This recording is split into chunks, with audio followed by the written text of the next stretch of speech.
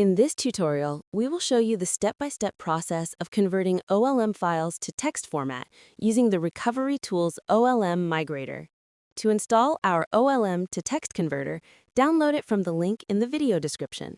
After installation, simply launch the software. To begin, click the Next button. This tool provides users with Select File or Select Folder options. Users can choose either one of the available options. Click Next. Check on checkbox to select the folder that you want to export.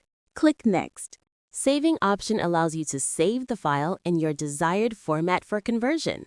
Let's select RTF option for this tutorial. The Destination Path section allows you to specify the destination folder where the selected file will be exported. The File Naming option allows users to select a name format for the output file when converting it.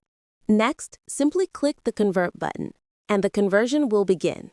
Once the conversion is completed, you'll receive a notification indicating that you have successfully converted OLM files. Click OK, and open the destination folder to access the newly converted files. Let's take a look at advanced filter options of our tool. Here, user can see multiple export options to be included or excluded in converted files, such as date range, from, to, subject, exclude folders, and others. And that's it for this video. Thank you for watching.